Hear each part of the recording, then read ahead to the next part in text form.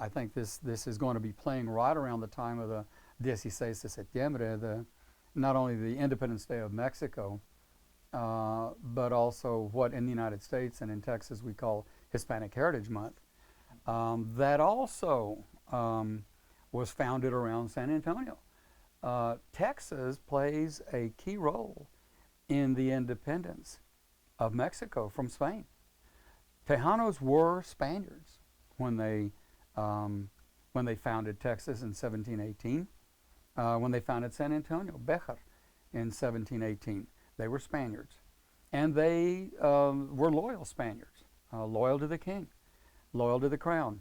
But just like the Americans, when they reached a point of economic independence, they wanted to enjoy the liberty and the fruits of their own labor without having to pay taxes or fealty to some king 3,000 miles away, just like the Americans, the Mexicans, the Tejanos, the Spanish Mexicans in Mexico declared their independence.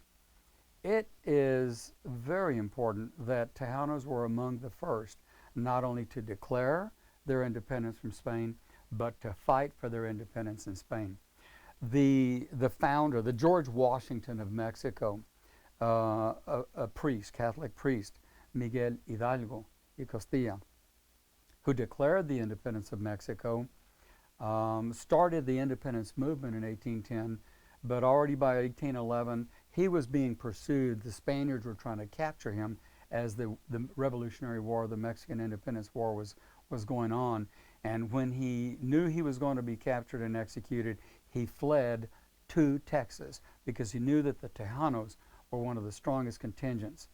Tejanos were one of the first provinces of Spain, of New Spain, Mexico, to declare and even to fight. In 1813, about 1,300 Tejanos got some allies of Anglo-Americans, Native Americans, and built up an army to face a larger Spanish army that was marching to take San Antonio.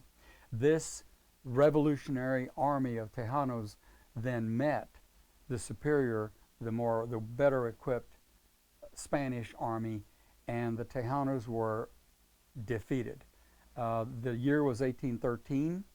It is probably the biggest battle ever fought in Texas by anybody at any time.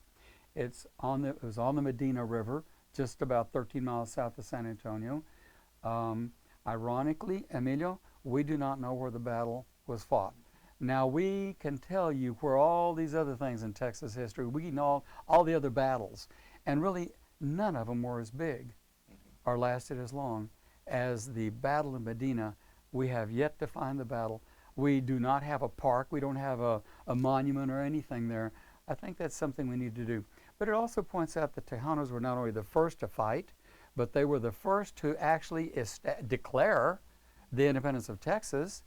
They were the first to try to put together a constitution, and they were the first to actually organize a state government. In all of the provinces of Mexico, Tejanos were the first. And it's no accident that after they gained their independence in 1821 and Mexico became an independent republic, Tejanos were the first to celebrate because they had fought. 50% of the Tejano population died in the Mexican independence movement. Now, George Washington lost half of his army. He barely survived at Valley Forge, but Tejanos lost half of the entire population by the time they got their independence. So when they got it, they celebrated it. They were proud of it. It was their independence. They established a democratic republic, and they were the first ones in Mexico to celebrate it.